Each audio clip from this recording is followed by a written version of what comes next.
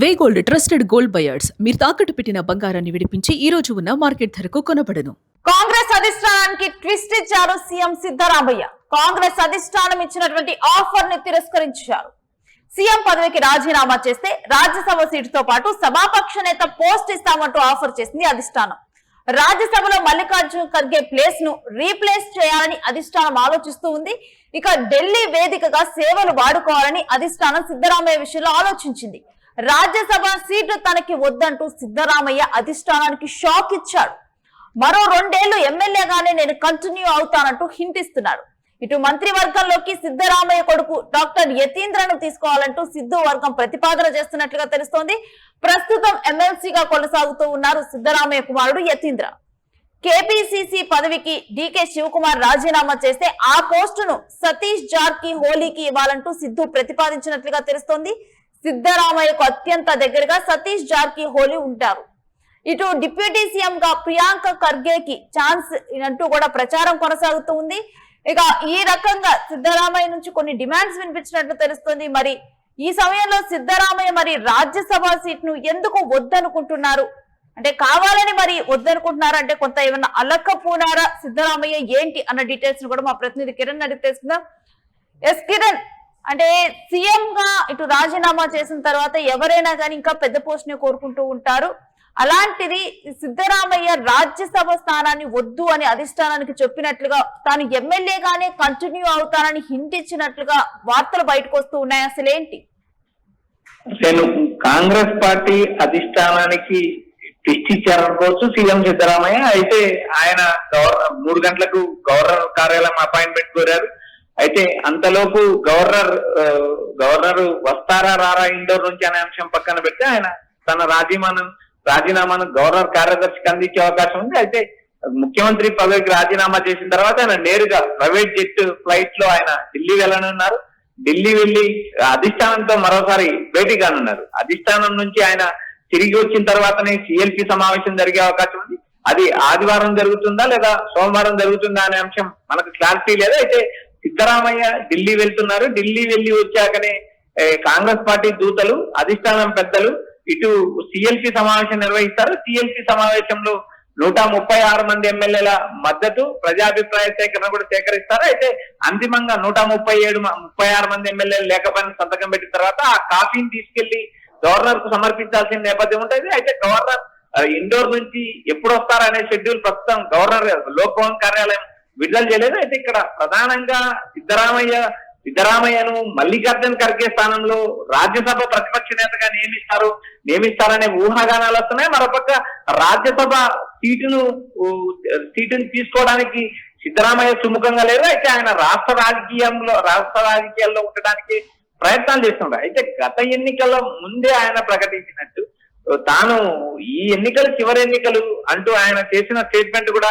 మనం ఒకసారి పరిశీలించాలి. అయితే ఈ 2 సంవత్సరాలు ఆయన అసెంబ్లీలో ఉంటాను, అసెంబ్లీ ఎమ్మెల్యేగా కొనసాగడానికి ఆయన మొగ్గు చూపుతున్నారనే ప్రచారం నడుస్తుంది. అయితే ఇక్కడ ప్రధానంగా సిద్ధరామయ్య రాజ్యసభ సీటు తీసుకుంటే మళ్ళీ ఈ రాష్ట్రంలో ఉప ఎన్నికలు జరిగే అవకాశం ఉంది. అయితే ఆయన రాజ్యసభ సభ్యత కన్నా తాను అసెంబ్లీలో ఉండడానికి ఎక్కువ ప్రయారిటీ ఇస్తున్నారనే సమాచారం వినిపిస్తుంది. మరోపక్క కేంద్ర అధిష్టానం కూడా పలు రకాల వ్యూహాలు సిద్ధం చేస్తుంది. సిద్ధరామయ్యకు నేరుగా రాజ్యసభ ప్రతిపక్ష నేతగా, అదేవిధంగా దక్షిణ భారతదేశంలో కానీ ఉత్తర భారతదేశంలో కానీ ఓబీసీ నేతగా ప్రమోట్ చేయడానికి కాంగ్రెస్ పార్టీ ప్రయత్నాలు చేస్తుంది. ఇక్కడ మల్లికార్జున ఖర్గే రాజ్యసభలో ప్రతిపక్ష నేతగా ఉన్నారు. ఇప్పటి వరకు ఆయన రాజ్యసభ పరిపాలన కాలం ముగిసింది. అయితే ఇప్పుడున్న ఎన్నికల్లో, రాజ్యసభ ఎన్నికల్లో ఆయన పోటీ చేస్తారా లేదా అనేది కూడా ఒక చర్చ నడుస్తుంది. కేపీసీసీ పదవి గురించి కూడా ఇప్పుడు సిద్ధరామయ్య అధిష్టానం ముందల ఆ పోస్ట్ కి ఒకళ్ళ పేరును ప్రపోజ్ చేసినట్టుగా తెలుస్తోంది. రేణు, ఇక్కడ ప్రధానంగా పిసిసి అధ్యక్షుడిగా ఉన్న డీకే శివకుమార్ స్థానంలో మరొకనే నియమించాల్సి ఉంటుంది. అయితే ఇక్కడ ప్రధానంగా పిసిసితో పాటు తన వర్గానికి సంబంధించిన మంత్రి పదవులు, తన వర్గానికి వచ్చే పదవుల పైన కూడా సిద్ధరామయ్య కేంద్ర అధిష్టానంతో కూడా కాంగ్రెస్ అధిష్టానంతో లాబింగ్ చేసే అవకాశాలు ఉన్నాయి. ఎందుకంటే ఇక్కడ రాష్ట్రంలోనే తాను ఉంటాను, రాజ్యసభ తనకు ఇష్టం లేదు అనే కోణంలోనే ఉన్నప్పటికీ సిద్ధరామయ్య వచ్చే ఎన్నికలే లక్ష్యంగా ఏమైనా పావులు కలుపుతారా? ఇప్పటికే తన కుమారుడు యతీంద్ర ఉన్నారు, ఎమ్మెల్సీగా ఉన్నారు.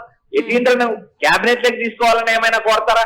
లేక తన వర్గానికి సంబంధించిన వ్యక్తులకు మంత్రి పదవుల ప్రాధాన్యత, ఉప ముఖ్యమంత్రుల పదవుల్లో ప్రాధాన్యత, పిసిసి ప్రాధాన్యత కూడా దక్కించుకునే యోచనలో సిద్ధరామయ్య ఉన్నారు.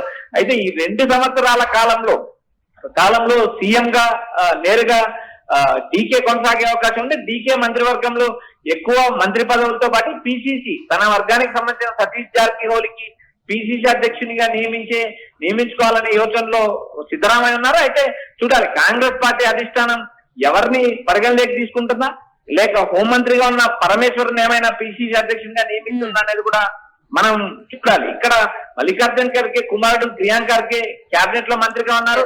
ఆయన్ను కూడా ఉప ముఖ్యమంత్రిగా నియమించాలంటూ మరో వర్గం ప్రచారం చేస్తుంది. అయితే కాంగ్రెస్ పార్టీ అధిష్టానం ఒక ముఖ్యమంత్రితో పాటు 3 డిప్యూటీ సీఎంలుగా చేసే యోచనలో కూడా ఉంది. ఒక ఎస్సీ, ఒక బీసీ, ఒక మహిళను నియమించే అవకాశాలు ఉన్నాయని ఇప్పటికే జోరుగా ప్రచారం జరుగుతుంది. అయితే గవర్నర్ ఇండోర్ లో ఉన్నారు. గవర్నర్ వచ్చే షెడ్యూల్ ను బట్టి సిఎల్పి సమావేశం, అదేవిధంగా గవర్నర్ కలిసే యోచనలో కూడా ఏదైతే కాంగ్రెస్ పార్టీ నేతలు ఉన్నారు. అయితే ఏదైతే కర్ణాటక వ్యవహారాల ఇన్ఛార్జ్ గా రంజిత్ సింగ్ సుర్జేవాలా ఉన్నారు.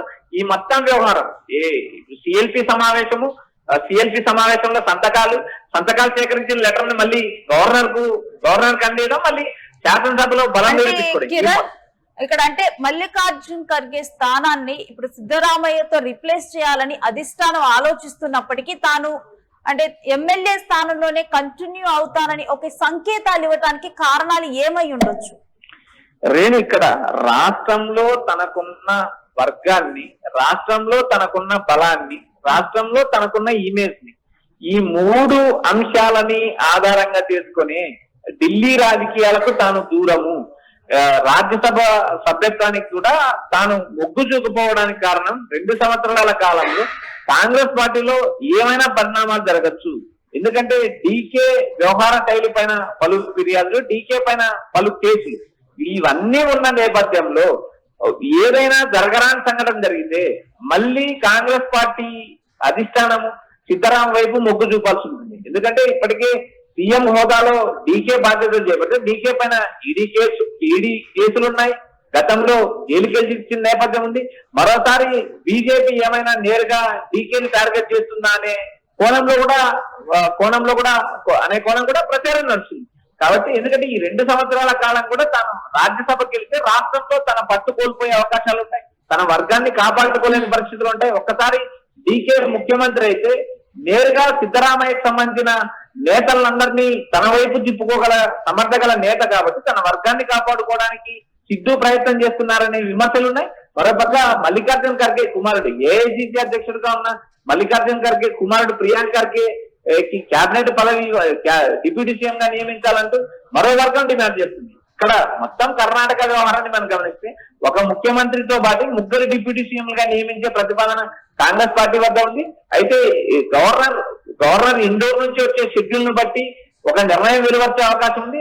నేటి సాయంత్రం 3 గంటలకు ఆయన గవర్నర్ కార్యాలయంపై రాజీనామా లేఖ ఇచ్చిన వెంటనే ఆయన ఢిల్లీకి వెళ్ళనున్నారు. ఢిల్లీలో ఆయన ప్రతిపాదనలు ఏదైతే తన వర్గానికి సంబంధించిన వారికి మంత్రి పదవి, పిసిసి అధ్యక్ష పదవి, అదేవిధంగా తన కుమారుడి క్యాబినెట్, మరోపక్క ఏఐసిసి అధ్యక్షుడు ఖర్గే కుమారుడు మల్లికార్జున్ ప్రియాంక్ ఖర్గేకి డిప్యూటీ సీఎం పదవి, ఈ అన్ని అంశాల పైన కూడా ఓ క్లారిటీ రానున్నది. మల్లికార్జున్ ఖర్గేతో ఇటు డీకేకి సన్నిహిత సంబంధాలు ఉన్నాయి, అటు సిద్ధుకు మంచి సంబంధాలు ఉన్నాయి. ఈ నేపథ్యంలో భాగంగా డీకే ముఖ్యమంత్రి పదవి ప్రమాణ స్వీకారం చేసిన తర్వాత కేబినెట్ మంత్రులు ఎవరు, ఉప ముఖ్యమంత్రులు ఎవరు, ఎవరికి ఏ హోదా దక్కుతుంది అనేది కూడా ప్రస్తుతానికి మనం సస్పెన్స్.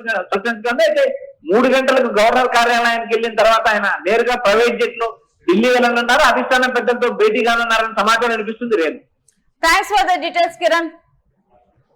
ఇక ఇటు సీఎం సిద్ధరామయ్య మరి కాసేపట్లో గవర్నర్ కి తన రాజీనామా లేఖను ఇవ్వబోతున్నారు. ఇక మాజీ సీఎం కాబోతున్నారు సిద్ధరామయ్య.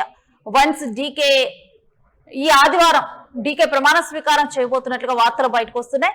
అయితే రాజ్యసభ సీట్ తో పాటు సభాపక్ష నేత పోస్ట్ ఇస్తామంటూ అధిష్టానం ఆఫర్ చేసినట్లుగా వార్తలు బయటకు వస్తున్నాయి. కానీ మల్లికార్జున ఖర్గే ప్లేస్ ను రిప్లేస్ చేయడానికి సిద్ధరామయ్య సిద్ధంగా లేనట్లు తెలుస్తోంది. తను ఎమ్మెల్యేగానే కంటిన్యూ అవటానికి రాష్ట్రంలో తనకున్నటువంటి పట్టును కోల్పోకుండా చూసుకునేందుకే సిద్ధరామయ్య సిద్ధంగా ఉన్నట్లు తెలుస్తోంది. ఈ రకంగానే వార్తలు బయటకు వస్తున్నాయి. మరి రాజీనామా ఇచ్చిన తరువాత ఈ రోజు సాయంత్రం ఢిల్లీకి బయలుదేరి వెళ్తారు సిద్ధరామయ్య. మరి ఆ తర్వాత అధిష్టానంతో మాట్లాడిన తర్వాత మరి ఎటువంటి ఆలోచనలు చేస్తారు, ఎటువంటి నిర్ణయాలు వెలువరిస్తారు అనేది కూడా సంచలనంగా మారింది. మరొక వైపు ఇంకా కూడా అంటే క్లారిటీ అయితే రాలేదు. నెక్స్ట్ కేపీసీసీ పదవికి ఎవరు అర్హులు అనేది, ఎందుకంటే ఇప్పటికే కొన్ని పేర్లు అయితే బయటకు వస్తూ ఉన్నాయి. అవి కూడా సిద్ధరామయ్య ప్రపోజ్ చేసినట్లుగా తన వర్గానికి సంబంధించిన వారికి తాను కోరుతున్నట్లుగా తెలుస్తోంది. మరి ఇటువంటి సమయంలో అధిష్టానం ఎటువంటి నిర్ణయాలు తీసుకోబోతోంది ఏంటి అనేది ఒక ఆసక్తికర పరిణామంగా మారింది కర్ణాటక రాజకీయాలు ఈ పవర్ షిఫ్టింగ్ టైంలో.